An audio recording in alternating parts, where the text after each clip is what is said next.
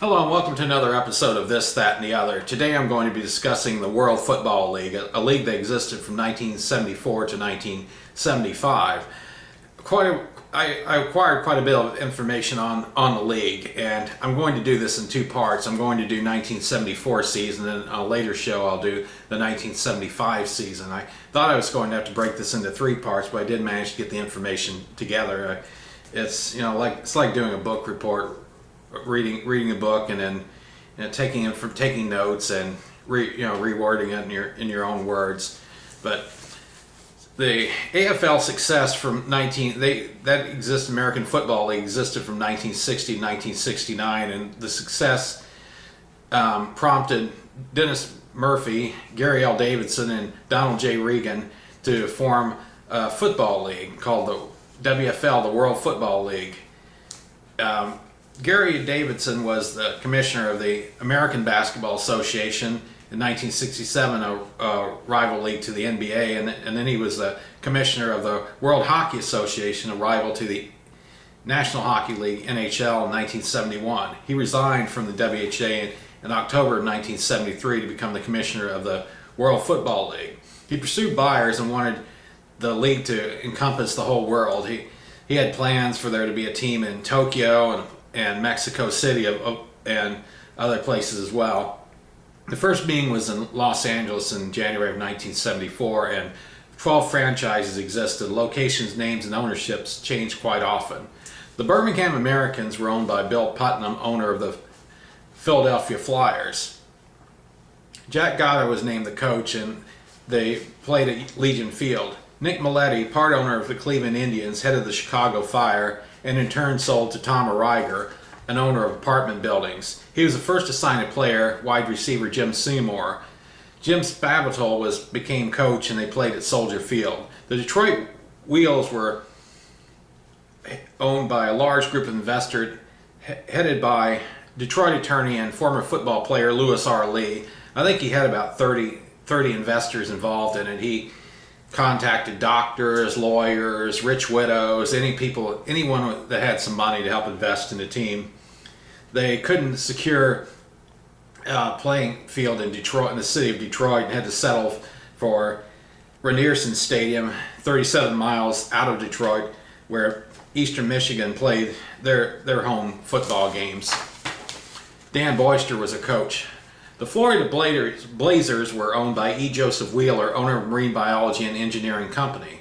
Originally named at the Washington Caps, then the Capitals, and then the Washington Baltimore Ambassadors, and then the Washington Ambassadors, but was unable to secure a lease to the RFK Stadium, so he moved the team to Norfolk in April. In May, he sold to Rami Loud, and it was moved to Orlando and became the Florida Blazers. Jack Pardee was the coach, and they played at Tangerine Bowl Stadium. The Hawaiians in Honolulu were started by Danny Rogers, manager of a sales firm and former basketball coach.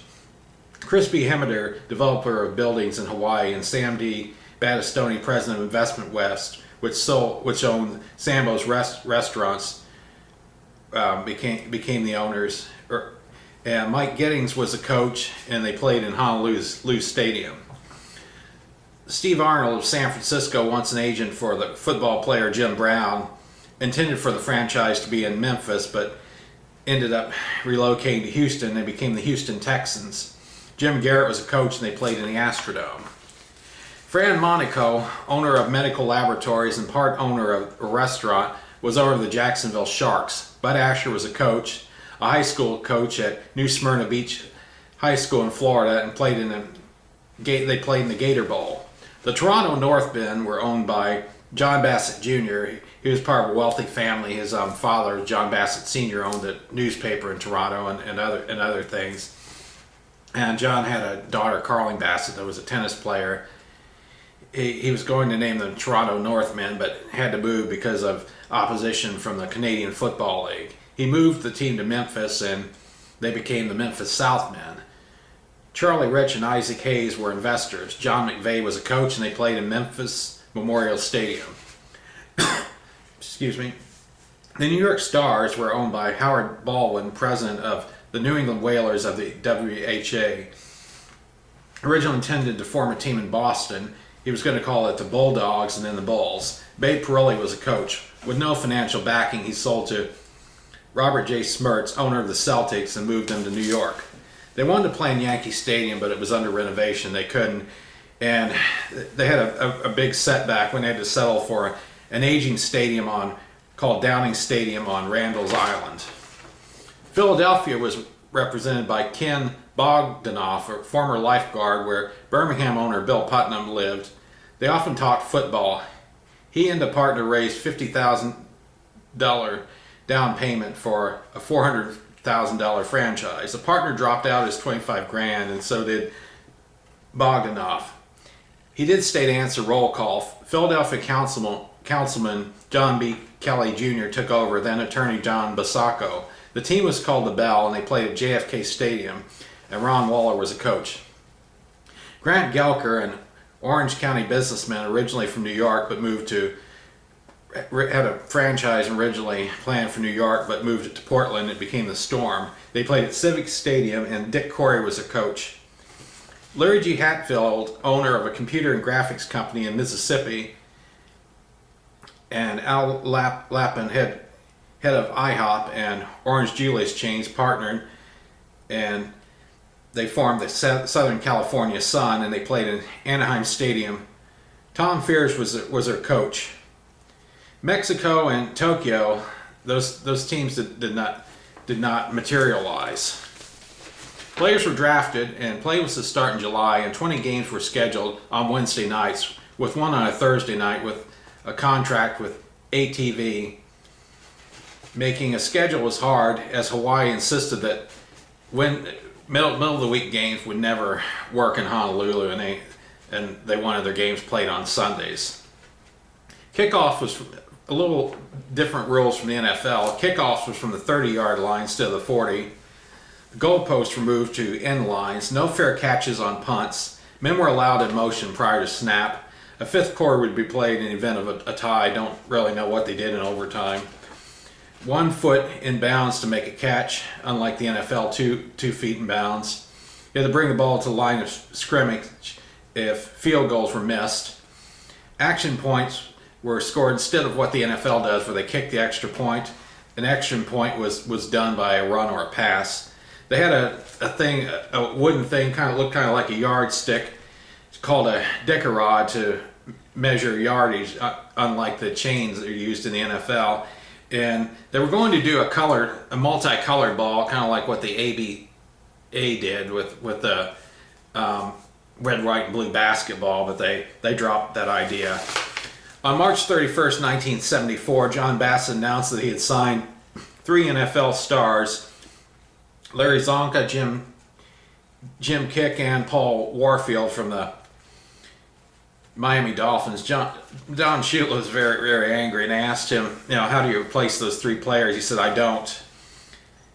It was a $3 million package, and they had ironclad contracts, which meant they would get the money no matter what happened to the league.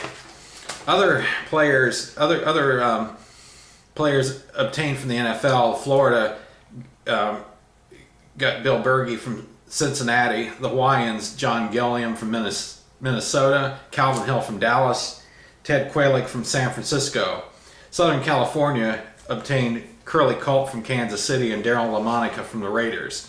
The Dallas Cowboys were infuriated, and they made a motion to stop the WFL from obtaining players. I'm not sure exactly what they did, but something. And the attendance figures reported on opening day by the Philadelphia franchise were 55,534 against Portland and 64,719 against New York Stars. But they ended up, for tax purposes, they ended up having to admit that they only sold 13,800 for the first game and 6,200 for the second game. Credibility of the league suffered. And 2 months later, the league took over the Detroit and Jacksonville franchises, and they folded.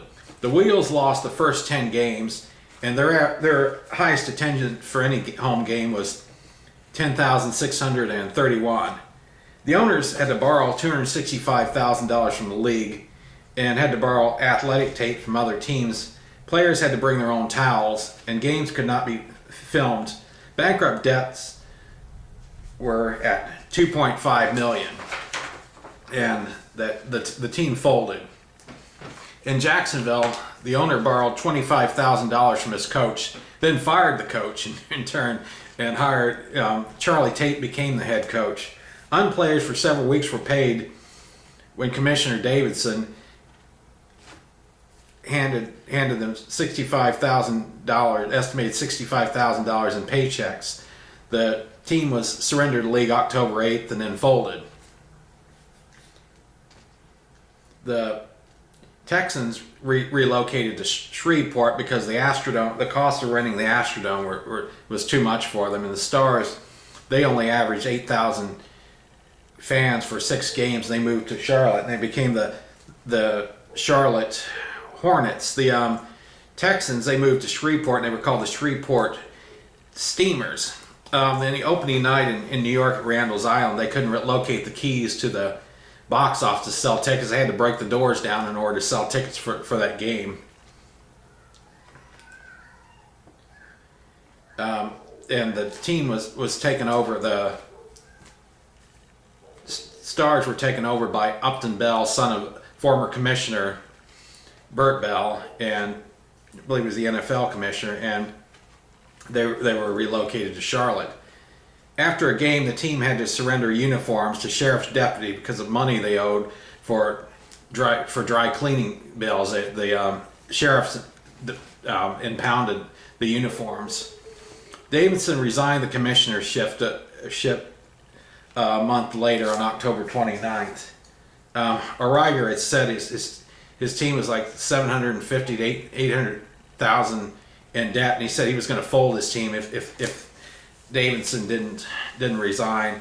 Chris Hemmeter a month later took over as commissioner. In the playoffs, Florida beat Philadelphia 18-3. Hawaii beat Southern California 34-14. Then next round, Florida beat Memphis 18-15, and Birmingham beat Hawaii 22-19. In the championship, Birmingham beat Florida 22-21. Southern California players Booker Brown, Kermit Johnson, and James McAllister did not play following dispute, and that had a lot to do with why Southern California lost that playoff game. The World Bowl was played December 5th in Birmingham's Legion Field. Birmingham players had not been paid for 5 weeks, and Florida players had not been paid for 15 weeks. The Americans were constantly hounded by creditors, and the players threatened to boycott the game, but decided to go ahead and play it. The Florida team, under league operation, they thought they had an owner, but it turned out the person that was going to buy the team was a convicted felon. Jack Pardee and his assistant coaches had to provide toilet paper for the locker room. But in the end, the Birmingham team won 22-21. Birmingham had a 22-0 lead going into the fourth quarter, and Florida came back, scored 21 points, but it wasn't enough. Birmingham held on and won it. George Meyer, the Birmingham quarterback, was the MVP of the game. At the end of the game, a Florida player took the football and tried to run off with it, but the Birmingham players caught him and retained possession of the football. After the game, the Birmingham team's uniforms were repossessed by sheriff's deputies, and they were sold later in a sporting goods store. The co-MVPs of the league were Tony Adams of Southern California, J.J. Jennings of Memphis, and Tommy Riemann of Florida. I will do the 1975 season at a later date, but that's the way what went down in the first season of the WFL. Thanks for watching.